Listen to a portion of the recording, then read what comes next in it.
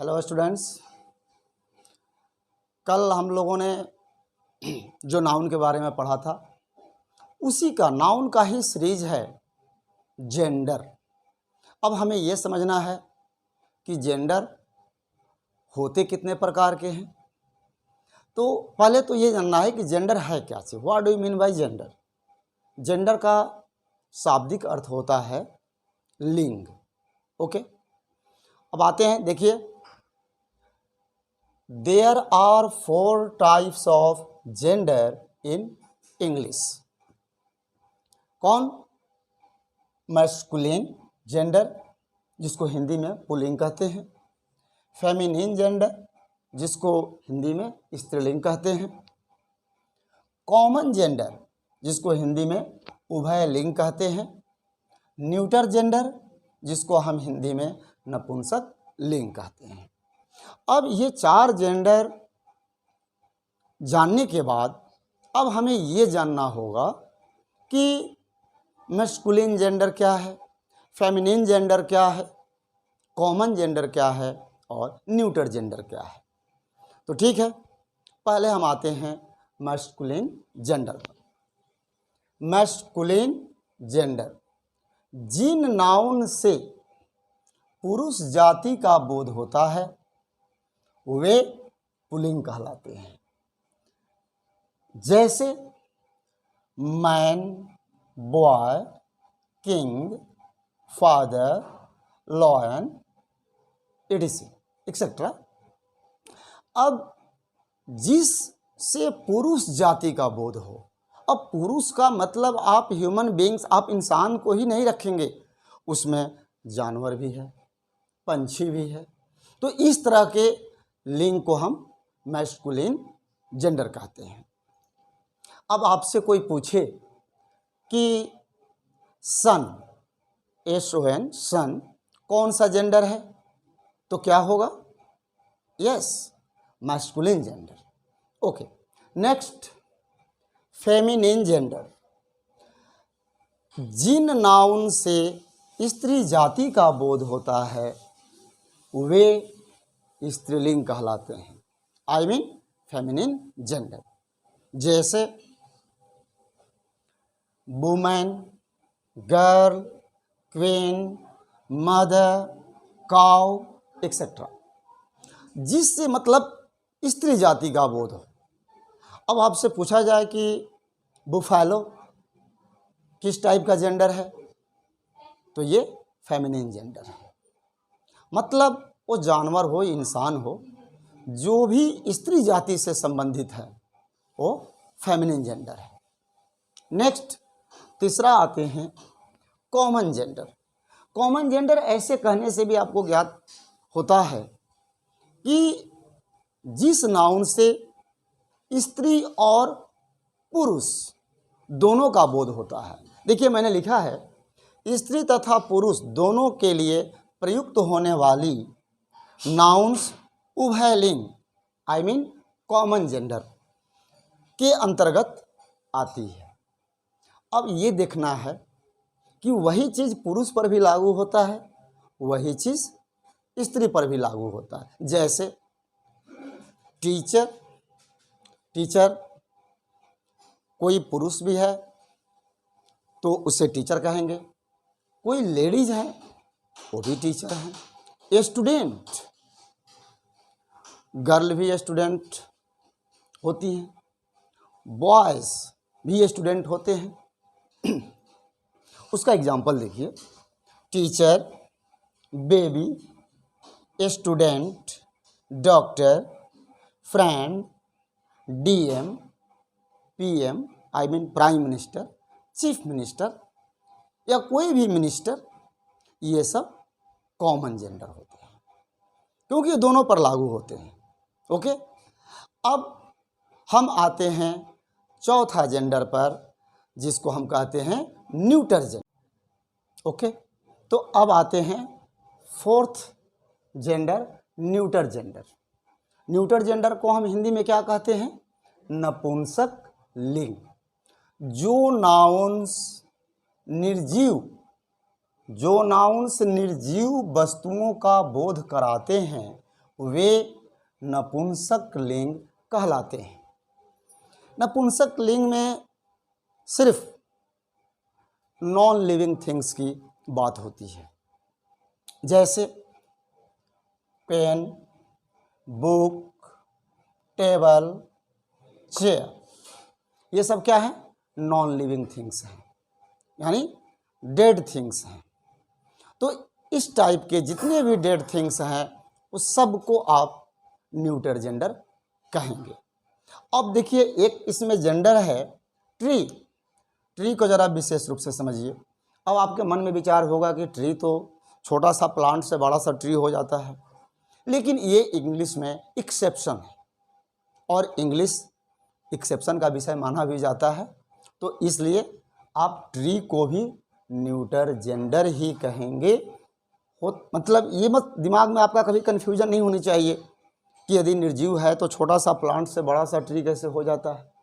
मैंने पहले बता दिया कि यह एक्सेप्शन है, ये इंग्लिश में अपवाद है। ओके, तो अब देखिए, आपको हम बताने जाएंगे इसी कड़ी में, इसी सीरीज में, कि मास्कुलिन जेंडर को फेमिनिन जेंडर में कैसे हम परिवर्तित करते हैं।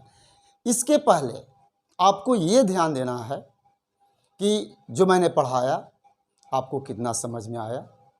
यदि समझ में आया, अच्छा लगा, तो आप इसको लाइक ज़रूर कर दीजिए।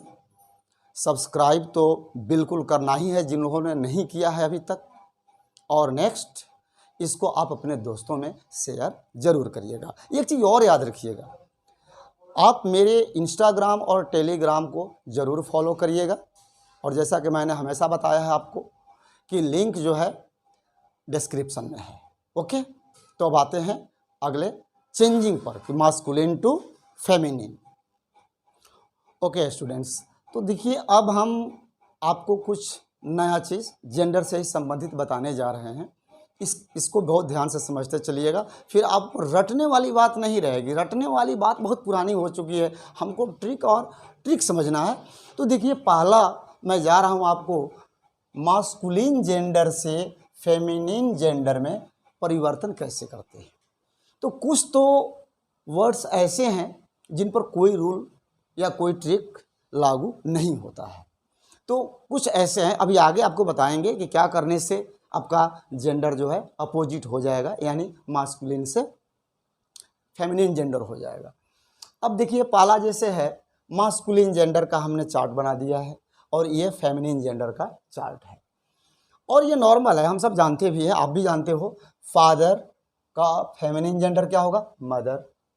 Brother, sister. King, queen.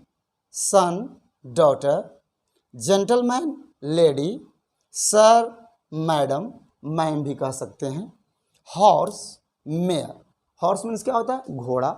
Mayor means घोड़ी, जेंडर अपोजिट हो गया। ओके। कॉक, कॉक मीन्स मुर्गा। हैन, मुर्गी। डॉग का बीच। ड्रोन, ड्रोन मीन्स होता है मधुमक्खी, लेकिन बी का मतलब भी मधुमक्खी, ड्रोन का मतलब भी मधुमक्खी, लेकिन दोनों में अंतर ये है कि ड्रोन जो है ये नर मधुमक्खी होता है, यानी कि पुरुष जाति से संबंधित होता है, और बी स्त्री जाति से संबंधित, यानी कि स्त्री मधुमक्खी, ये नर मधुमक्खी। तो ड्रोन कौन सा मधुमक्खी? नर होता है, और बी स्त्रीलिंग में आता है। विजार्ड का अपोजिट क्या होगा? विच। विजार्ड का अपोजिट विच। लैड, लैड का अपोजिट लैस। लैड मीन्स लड़का, लैस मीन्स लड़की। नेफ्यू, भतीजा भांजा। नीस, भतीजी भांजी। तो ये जो जेंडर है ये हमें इतना तो जानना ही होगा। अब इसके बाद जो अगले टॉपिक में मैं बताने जा रहा हूँ कि क्या करने से मास्कुलिन से फेमिनिन जेंडर में परिवर्तित हो जाता है। ओके, तो अब आते हैं जिसको पहले आपको समझाए कि जो कुछ ऐसे वर्ड्स होते हैं जो उसमें कोई आपका ना रूल होता है ना ट्रिक होता है। ठीक, अब देखिए, इसको शब्द के अंत में ES यानी ESS जोड़कर फेमिनिन जेंडर बनाते हैं। अब इसको हम एक चीज़ और भी समझा दें आपको कि किसी भी शब्द के अंत में जो लास्ट वॉवेल है उसको हम क्या करते हैं कि हटा देते हैं और अंत में ESS जोड़ देते हैं। जैसे कुछ एग्जांपल देखिए, जैसे ये टाइगर है तो टाइगर में लास्ट वॉवेल क्या है? ई है। अब जब इसको अपोजिट जेंडर करना होगा तो हम ई को हटा देंगे। ओके, नेक्स्ट अब देखिए यहाँ पर हंटर में भी ई वॉवेल, इसको ध्यान देना है। ये जो लास्ट वॉवेल यही है, फर्स्ट वॉवेल तो यू है, लेकिन इसको आपको नहीं देखना है। शब्द के अंत में जो अंतिम यानी लास्ट वॉवेल है उसको हटा देते हैं और शब्द के अंत में ESS लगा देने से अपोजिट जेंडर बन जाता है। जैसे टाइगर है तो ई हटा देंगे तो देखिए TIG, अब ई हट गया, यहाँ आर के बाद में क्या आ रहा है? ESS। हंटर ई हट गया, यहाँ देखिए HUNT, अब ई हट गया, यहाँ ई नहीं है, बस आ गया R और ESS। उसी तरह से एक्टर भी है, ACT, अब लास्ट वॉवेल क्या है? O, इसको हटा देंगे और R आ जाएगा और R में क्या करेंगे? ESS ऐड कर देंगे। तो कुछ ऐसे भी जेंडर हैं जिनके अंत में हम ESS लगा करके अपोजिट जेंडर बनाते हैं। उसी का एग्जाम्पल आपके सामने है, author, authoress, lion, lioness, poet, poetess, heir, heiress, host, hostess, actor, actress, tiger, tigress, hunter, huntress. तो अब इतना आपने देखा। और भी ऐसे वर्ड्स हैं जिनमें हम SS लगाते हैं या सिर्फ S लगाते हैं तो अपोजिट जेंडर हो जाता है। अब इसके आगे वाले में आपको अब हम समझाने जा रहे हैं। ओके, अब देखिए जो हमने बताया कि अगला आपको टॉपिक क्या शुरू करना है। कुछ जेंडर ऐसे होते हैं जो अनियमित रूप से होते हैं, उन पर कोई रूल या कोई नियम लागू नहीं होता है। अब जैसे देखिए मैंने लिख भी दिया है, अनियमित रूप से ESS, SS या S लगाकर फेमिनिन जेंडर बनाना। अब masculine gender, feminine gender. Emperor का क्या हो जाएगा? Impress, mister, Mrs, Prince, princess, master, mistress, God, goddess. अब देखिए जो ऊपर में लिखे हुए हैं लेटर्स, उनका यहाँ पर कैसे यूज किया गया है। यानी कि SS, S, SS या ES कहिए, SS, ES, ES, S, माने इस तरह से हम यदि शब्द में किसी नाउन में लगाते हैं तो ऑटोमेटिक उसका जो जेंडर है अपोजिट हो जाता है। अब आते हैं कुछ नाउन्स का फेमिनिन जेंडर उपयुक्त नियमों के अनुसार नहीं बनता। ठीक है, ये बिल्कुल चेंज हो जाते हैं। जैसे मास्कुलिन जेंडर में bride groom, bride groom means दुल्हा, इसका अपोजिट जेंडर फेमिनिन जेंडर क्या होगा? ब्राइड, ब्राइड मीन्स दुल्हन। विडोवर, विडोवर मीन्स विधुर, इसका अपोजिट विडो, विडो मीन्स विधवा। ओके, हाँ एक और भी देख लीजिए, जैसे मान लीजिए यहाँ है हीरो, MG का कंफ्यूज मत होइएगा, MG मैंने शॉर्ट में लिख दिया है मास्कुलिन जेंडर और यह है फेमिनिन जेंडर। हीरो का अपोजिट जेंडर क्या होगा? हीरोइन। तो इस तरह से जेंडर समझना बहुत ही आसान चीज़ है।